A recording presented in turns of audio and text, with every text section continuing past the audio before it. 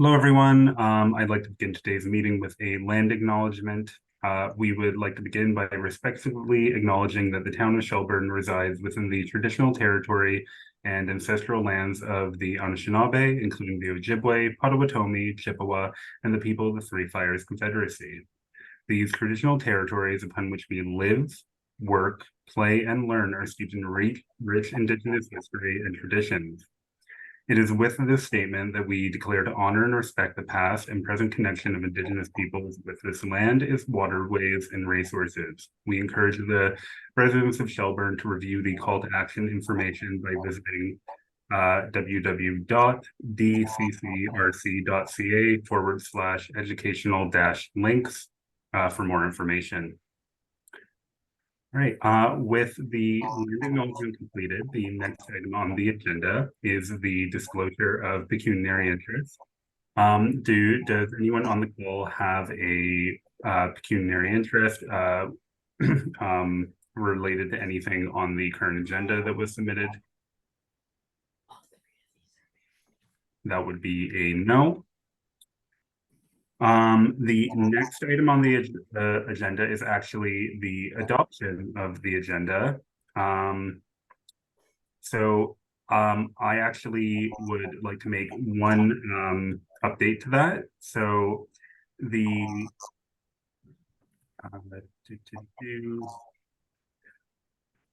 moment. Sorry, Alice, did you include did you include the mandate the updated mandate I submitted for in the agenda or no? No, okay, no worries. On item number 4 on the agenda, it currently includes a DEI mandate review with an attachment for the older one. As like a sub item under that, I'm going to propose that we actually review an updated mandate that I drafted and also submitted to Shane and Len. And then from there, we can discuss next steps on how we want to provide feedback and adopt that mandate. But that will be item number 4 under general information. Do I have someone to move the amendment to the agenda and then a seconder? Shane to move and anyone to second? Walter, and all in favor? That would be unanimous. Wonderful. All right. The next item on the next item on the agenda is the adoption of minutes from the September 21st, 2023 meeting. The recommendation is that we adopt the minutes as presented, which was included in the attachment in the agenda circulated by email. Do I have someone to move and then someone to second that recommendation? Walter to move and forget and Shane to second, and can we have a vote on that? All in favor? Again, that would be unanimous. All right. So we are now on to item number 5, which is general information, which has a number of I guess sub items to it. The first item being a post-event discussion for the National Day for Truth and Reconciliation. Denise or Alice, did you want to kick that off? Sure, thanks. Through the chair, Brian. Well, those of you in attendance know that we had great attendance, but not as many people this year as last year. I did hear some comments that the schools had actually engaged in a significant program with their students. So that actually may have a bearing because it was Friday where the students were actually participating in a wide diversity of engagement programs. And we also, as we know, had a bit of a glitch with our speaker being unable to attend at the last minute. So what we're going to do for next year is have, I guess, an alliance with other organizations as a fallback and start putting that in place now so that we're lined up for, I guess, a more fulsome on-site protocol, and we'll hopefully have as well the crosswalk back, which we expect is not an issue to where it was. I think we all know that we didn't proceed with the blessing of the crosswalk at the new location because unanticipated construction at that corner didn't really create the best visual for any type of ceremony to be undertaken. But other than that, from staff's perspective, we thought it was well attended. Those that did attend expressed that they thought it was very important and that it had a very strong reflection component to it that was thought-provoking, which was the intent. So I'll turn it back to you, Ryan, as the chair, and you were leading us that day. I would largely agree with what Denise said. She put it quite eloquently, and I don't have much to add. The one thing potentially is that one of the residents who was more engaged in conversation, she did ask if there was an opportunity to purchase Orange Shirt Day shirts at the event, which obviously there was not. I don't know if that would pose a logistical challenge, but if that's something we could explore for future years, it's something just to note. Thanks for that comment. What we try to do is support the organizations that are selling the shirts well in advance. So the Orange Shirt Day Society, you can purchase them online and the proceeds go back to education and engagement. Additionally, there are a number of local businesses, including Giant Tiger, that sell the t-shirts, and all the proceeds from those sales also support Indigenous endeavors. So I think as opposed to us trying to purchase shirts, sell them, and then potentially not be able to sell them, it's better for us to just redirect people. So to your point, what we'll do on our next year's campaign is without endorsing anybody, we can just simply say where local merchants have them in stock and you might wish to purchase them there. Yeah, that would definitely make sense. I also know a number of businesses in Orangeville, some even big box department stores that they also partnered with Indigenous associations to have that type of merchandise available. So that would be a good solution then. Does anyone else have any comments regarding the ceremony or any feedback? I will take that as a no. If anyone does have any other feedback or has any ideas, please feel free to email and share with the group. And then even if it's just a random stray thought. The next item on the agenda is an update on the vacancies within the committee. Alice, did you want to lead that? Sure, I can speak to that. And Denise, if you want to jump in at any point, feel free. The advertisement is now on the town website and is going in the free press as well, that we are now accepting applications for the DEI committee. So that is available. We've attached the link in the agenda for you. I have spoken to a couple of interested parties, and it does appear that applications are starting to come in. So, but again, if you do have any recommendations from anyone who you feel might be a good fit for the committee, please feel free to contact them and forward the link to them, or provide me with their information and I can reach out to them, or Denise can reach out to them. Wonderful, thank you. Do we have a approximate date for when we expect interviews to be complete? And sorry, Stella, I do see your hand is up. First, Alice, do you have an approximate date for when we could expect if the interview process goes well and any candidates are selected? I don't have a date yet. We're waiting to see how quickly the applications come in, and then we'll have to get the committee together. So once we have a few applications, we'll go ahead and contact the committee to set some dates. Ideally, I'd like to have something back to council by the end of November. Wonderful, thank you. And Stella, you had your hand up. Yes, I just wanted a clarity as to whether current members have to reapply. No, this is to get new members onto the committee because it is smaller now. Thank you. Yep. So Alice, sorry for interjecting. Everybody's aware that we had another resignation. No, I was just going to say Sorry. that too. Yes. So we did receive another resignation earlier this week from Shaquille. He's a student and unfortunately has a class at the same time as the committee meetings. So he just said he's going to be unable to continue. So the committee is the four of you and Len at this point. So we want to make sure we get good applications, a number of applications to review to get, quite a few more members onto the committee. Wonderful. If needed in the future, after we have new members, are we able to revisit the date and time that we normally set the meetings?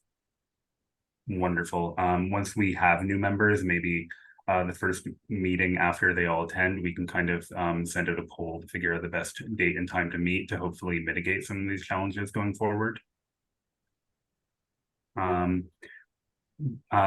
Walter or Shane, did either of you have any comments or questions regarding the vacancies?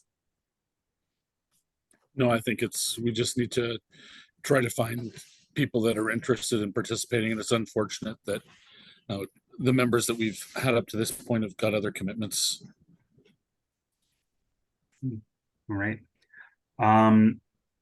If there's no further comments on the DEI vacancies, the next item would be the grant funding from the Ministry for Seniors and Accessibility. Seniors and Accessibility's 2023-2024 Inclusive Community Grants Program for Downtown Accessibility. That is a mouthful. I imagine that will be Denise or Alice. I'll be one of you providing that update. Thanks, Ryan. So just to clarify, because with the inclusion of accessibility within this committee's mandate, wanted just to advise that we had applied as the town of Shelburne for a significant grant to support downtown accessibility. It was something that was requested while at a council meeting. The grant, unfortunately, we were advised last week we were not successful. So that doesn't preclude the fact that we won't apply for more grants in the future, but not many of the grants that are available tend to focus in on private business and buildings that are not owned by a municipality or those facilities. There is another major grant upcoming, but it's focused on public spaces and public buildings. So we'll be looking at inclusivity and accessibility specific to parks and playgrounds, for example, is one potential project. We have identified in our Parks and Recreation Master Plan a strong commitment to playground accessibility and new playgrounds in a number of the parks as well, including Fiddle Park. So just an FYI, we'll be submitting applications like we always do. And if we're successful, we'll certainly share as quickly as we know, but we think that an outdoor play space is probably a huge priority. And when I say play space, it's not strictly for children and youth. Those play spaces are places that people of all ages can use to enjoy and to be outdoor and to create more physical engagement for themselves personally. Sorry, Ryan. Oh, no, I was going to say thank you for the update. Please go ahead. So Denise, accessibility on the trails themselves, when we're applying, are we putting that in as well? Thanks, Walter, for the question. At this point, we weren't going to consider trails because within the budget that we have for the Parks and Recreation Master Plan, we front-ended significant trails within those initiatives, and the majority of all, if not all of it, is going to be covered by our development charges.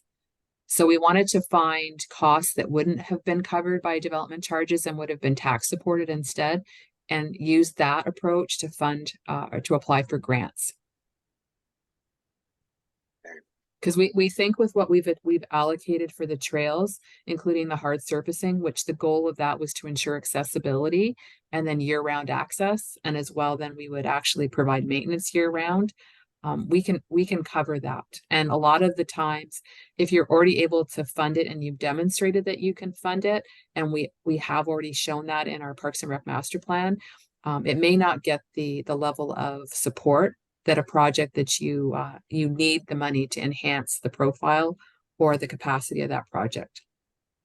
And the other thing I was thinking of, like when you're walking the trails, people like myself, I can do a certain amount of distance and I get to the point where I have to sit or whatever, benches and those things. Those are also something we're covering under the development charges, are they?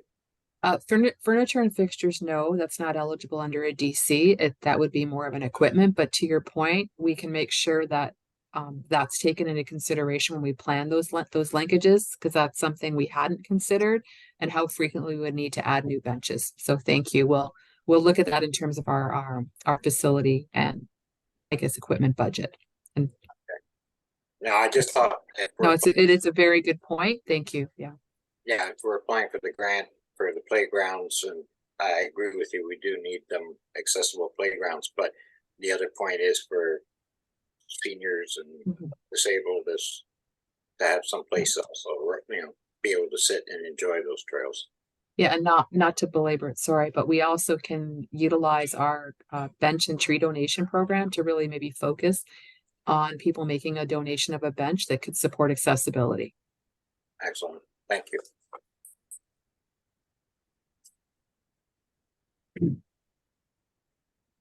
Were there any other comments regarding or questions regarding the funding at this time? Or rather the grant? I'll take that as a no. The next item was the revising the DEI committee mandate to reflect that we are now the combined, I guess, DEI and accessibility committee. I'm going to, so I'll back up for a moment. Len, Shane, and I formed a subcommittee to kind of focus on revising the mandate and to focus on goals and objectives. We've currently revised the mandate and have a draft we're ready to share. I will share my screen at this time to kind of present the initial draft that we have come up with. And then from there, we can discuss the next steps on how best to kind of, I guess, for all of us to absorb it and review it, and then we can determine the process for whether or not we want to adopt it in this meeting, or if we want to adopt that in a later meeting after everyone has a chance to review it more in depth. So give me one moment. Okay, I assume that it says that I'm screen sharing. Can I get a thumbs up from one person? Wonderful, thank you. So here in the document, in the first items, we have first the current mission statement for the DEI committee. We also have the current accessibility advisory mission statement, and the accessibility advisory committee also has a vision statement. The DEI committee, I did not see that had one. Regardless, we're kind of forward looking toward the new items. So what we did, we created a combined vision statement, a mission statement, and a combined mandate. Would anyone like me to read the new statements right now? Would that be of value to anyone, or would people prefer to review this over email on their own time?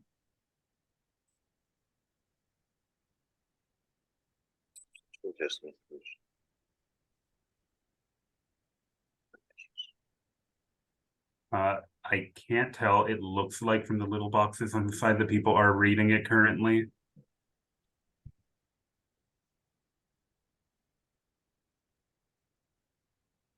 Ryan, can you hear me?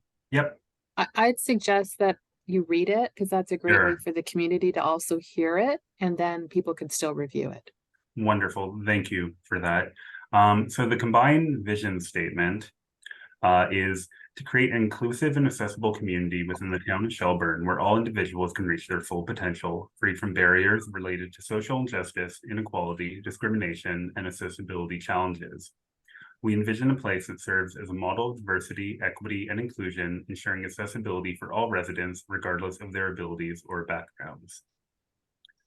Moving on to the combined mission statement. Our mission is to empower every member of our community by raising awareness, providing support, and promoting equality. We will work to eliminate barriers caused by social injustice, inequality, discrimination, racial trauma, and accessibility challenges. Through advising and collaborating with local stakeholders, we aim to ensure that the town of Shelburne integrates a diversity, equity, and inclusion lens into its policies, services, and programs.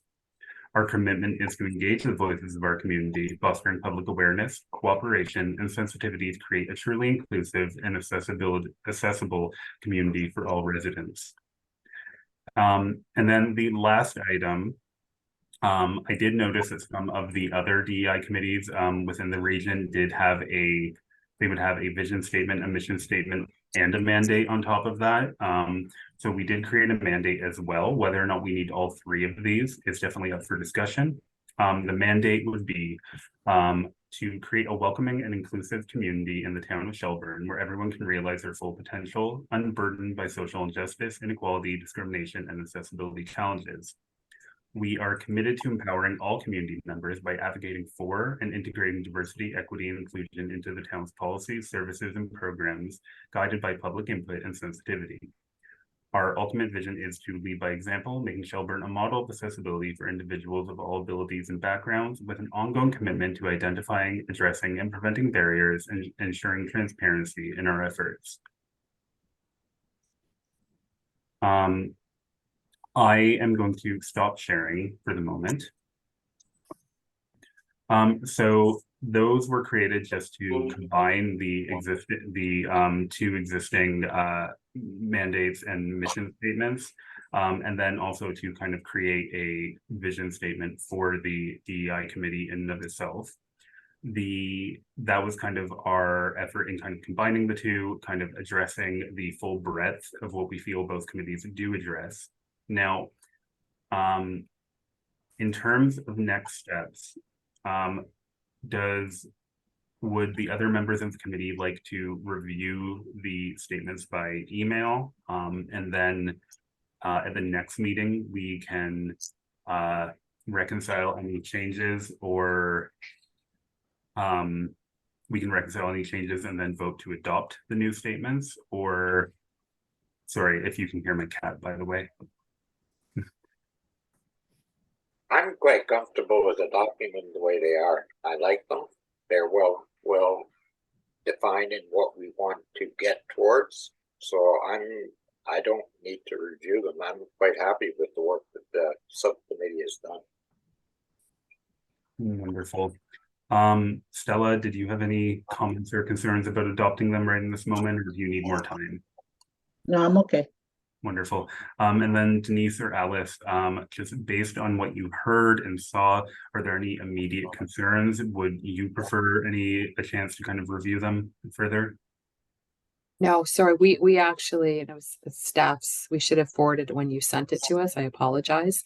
So yeah, no, I think what we'll do now is, with the committee formally approving it, we'll do a news article as the town of Shelburne, which will get it out to the media, as well as we'll put it on the website, and we'll do some social media sharing as well on Facebook and Twitter, or X, as that's it's called.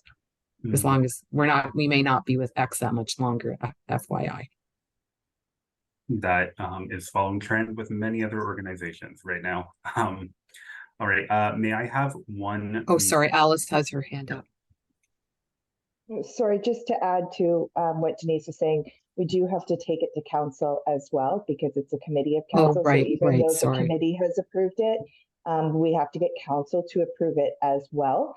So with the recommendation to adopt it, we could also include the recommendation that council adopted as well. And then once council has adopted it, then we'll do the next steps that Denise was mentioning about posting it on the website and making the public aware.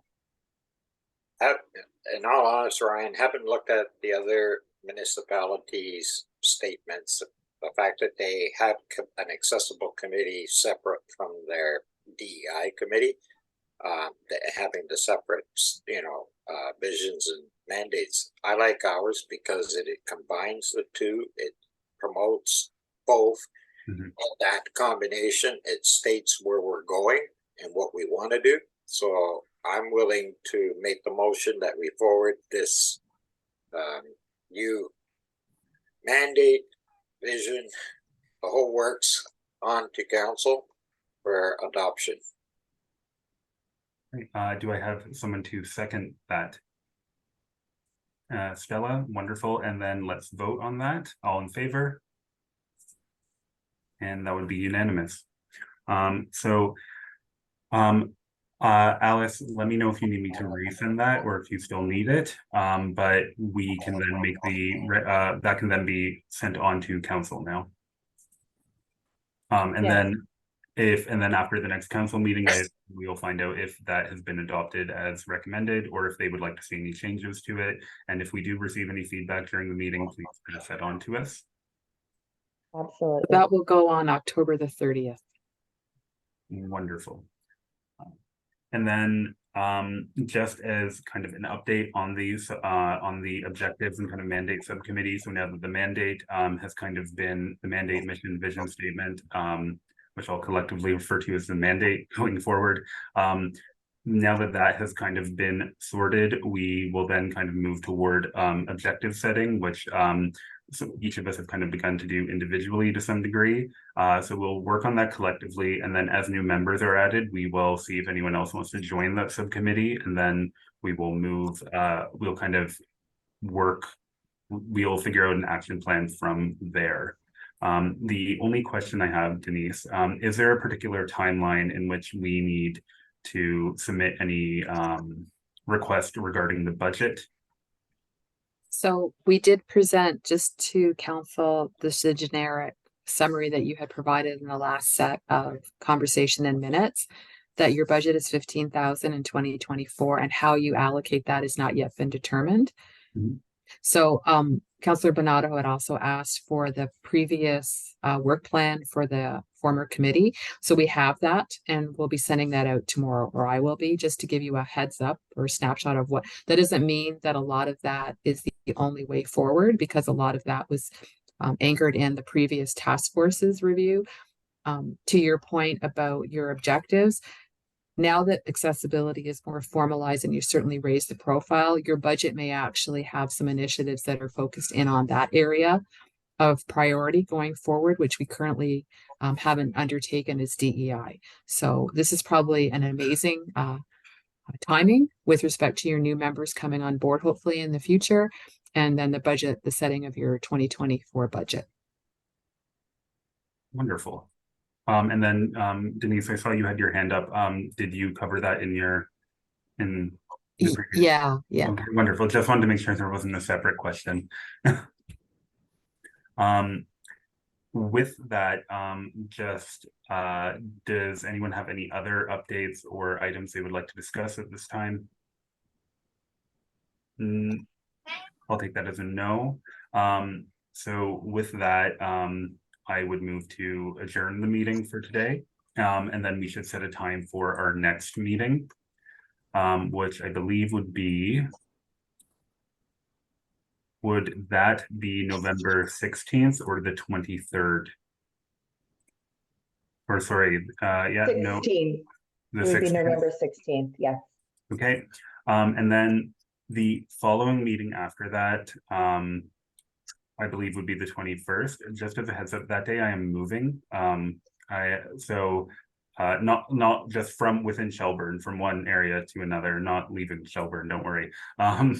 So we'll have to set a different date for that meeting, but we can determine that via email, and then confirm that at the next meeting. Yeah, that date was getting a bit close to the holidays. That as well. All right, so I move to adjourn the meeting for today. Do I have someone to second that? Walter and Stella, wonderful. And may I have a vote? I wanted to ask a question. I'm Yeah. sorry. No problem. Yeah, I'll be away in November, but I just wanted you to know I'll be joining online from Ghana. Just in case I don't know the protocol. Is that okay for me to join from Ghana for any meetings? Absolutely, yeah. All right, sorry about that. Maybe you can show us around Yes, and I take will. your That would be awesome. I will. Wonderful. All right. I hope everyone has an amazing evening. And I look forward to seeing everyone again on November 16th at 6:30 p.m. Hopefully with no snow. Yeah, there's no snow. Or we'll all be All going right. to Ghana where it's a little warmer than here. Yeah, next time I'll take you along, you know?